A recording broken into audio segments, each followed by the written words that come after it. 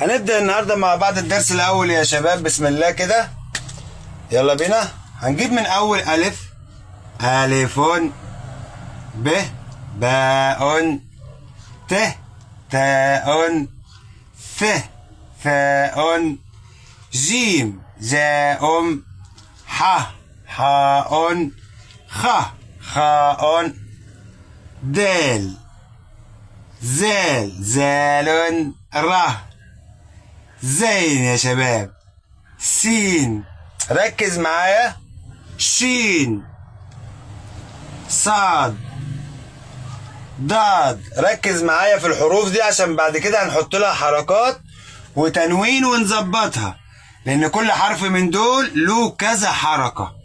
تمام؟ ط، ظ،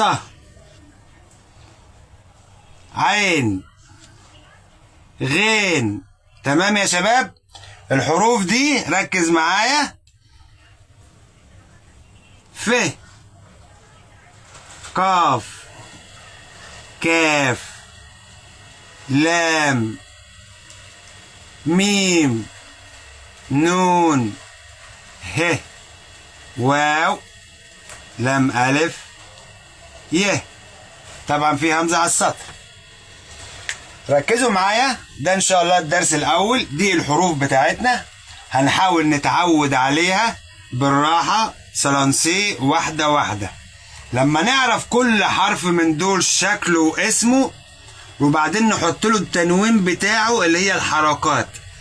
الحركات اللي هي الفتحة والكسرة والضمة والسكون.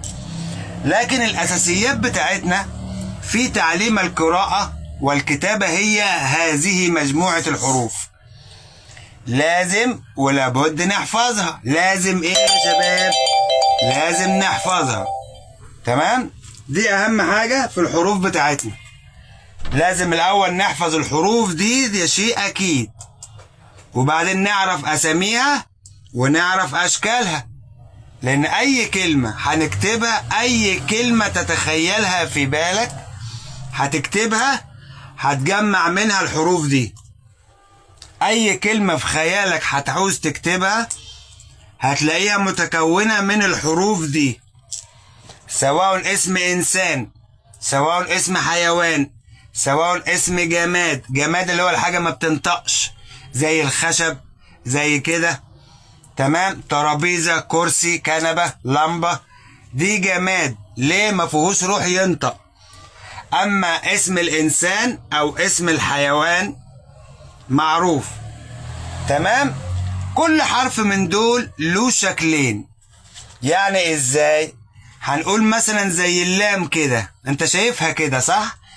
هي بنفس المنظر ده لما تبقى في نهاية الكلام، خلاص مفيش حروف بعد منها، تبقى نفس اللام كده. لكن في وسط الكلام بتبقى كده عدلة، في هنا حرف قبليها وهنا حرف بعديها.